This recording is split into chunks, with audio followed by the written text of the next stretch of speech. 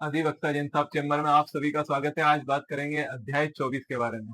अध्याय 24 में जो फर्जी कंपनियां रहती हैं, जो फर्जी रजिस्ट्रेशन करके अपनी कंपनियां दर्ज करा लेते हैं, उसके बारे में अध्याय 24 में बताया गया है।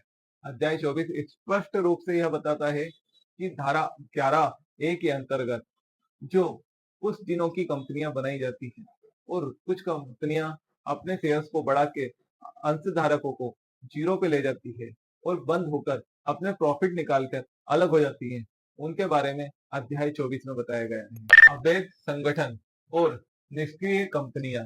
अवैध संगठन और निष्क्रिय कंपनियों में यह अंतर रहता है कि कुछ संगठन जैसे कि बैंक फर्म चलाने के लिए आप 20 से ज्यादा सदस्यों को शामिल करना पड़ता है और नॉर्मल रूप से आप किसी अन्य कंपनी बना रहे हो तो उसको 10 सदस्यों के साथ चालू किया जाता है।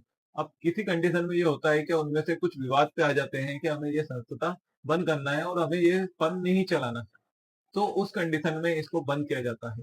और संगठन और कंपनी दो ही को अलग अलग रूप में देखा जाता है।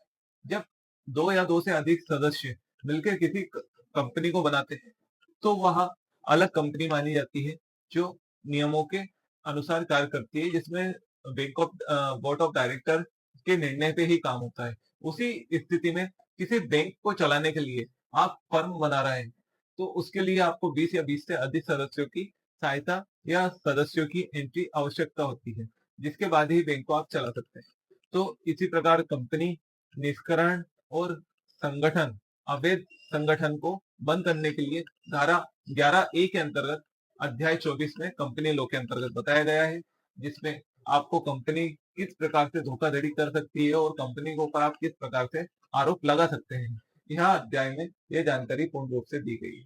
तो अध्याय 24 इसी के साथ समाप्त होता है। आप बात करेंगे अध्याय 25 और अध्याय 26 के बारे में। तो आप हमारे साथ इसी तरह बने रहिए। हमारे कंपनी लोग से संबंधित कुछ भी जानकारी आपको चाहिए हो तो हमारे को आप फॉलो कर सकते हैं और हमारे को आप कमेंट्स करके भी पूछ सकते हैं। धन्यवाद।